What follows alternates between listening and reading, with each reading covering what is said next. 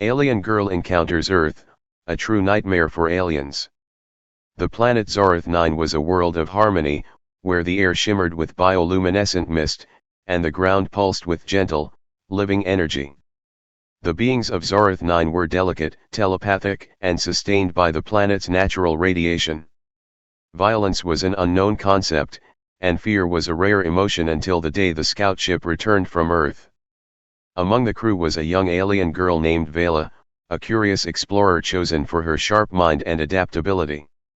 The mission had been simple: observe Earth from a distance, catalog its life forms, and report back. But something went wrong. A malfunction forced their ship to crash land in a place humans called the Amazon rainforest. The descent into terror. The moment Vela stepped out of the wreckage, her body screamed in protest. Earth's atmosphere was thick with poisonous oxygen, a gas her species could not safely breathe. Her skin, used to the soft glow of Zorathian light, burned under the harsh ultraviolet rays of the sun. The humidity clung to her like a suffocating blanket, and the sounds, oh, the sounds, were deafening. Birds shrieked, insects buzzed, and somewhere in the distance, a predator growled.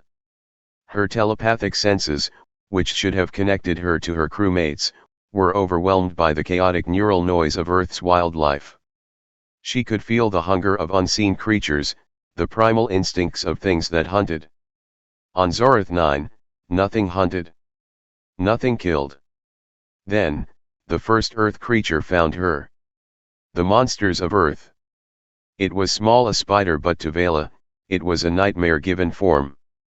Its many eyes locked onto her, its legs twitching as it scuttled closer. She recoiled, but before she could react, something else moved in the undergrowth. A snake, its tongue flicking, slithered toward her. She tried to communicate peace, but Earth's creatures did not understand telepathy. They understood only survival. Then came the worst of them all, humans. The most dangerous species. Vela had read about humans in the mission briefings. They were intelligent, social, and dominant. But the reports had not prepared her for the reality. A group of hunters, armed with tools of metal and fire, stumbled upon her. Their minds were a storm of aggression, curiosity, and greed. When they saw her shimmering silver skin, her large, pupil-less eyes, they did not see a being in distress. They saw a prize. One reached out, gripping her arm. Pain shot through her as his rough hands burned her delicate flesh. She tried to speak, to plead in their language, but they only laughed.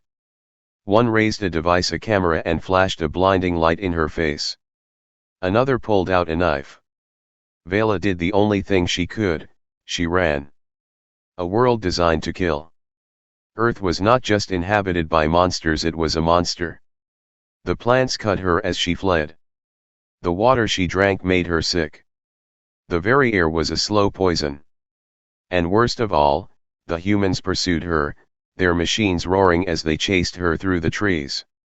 She had heard stories of death worlds in Zorathian lore, planets so hostile that no civilized being could survive them. But she had never believed they truly existed. Now, she knew.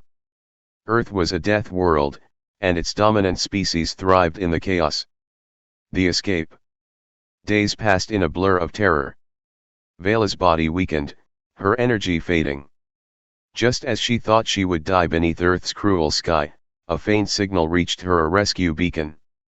Her people had come for her. With the last of her strength, she activated her emergency transmitter. A beam of light engulfed her, pulling her from the nightmare just as the humans closed in. The warning. Back on Zorath 9, Vela's story spread like wildfire. The High Council declared Earth a forbidden zone, a planet too dangerous for exploration. The images she brought back of creatures that killed without thought, of humans who captured and dissected anything strange, were shown to every young explorer as a warning. Earth was not just a death world. It was a nightmare. And its inhabitants were the most terrifying monsters of all.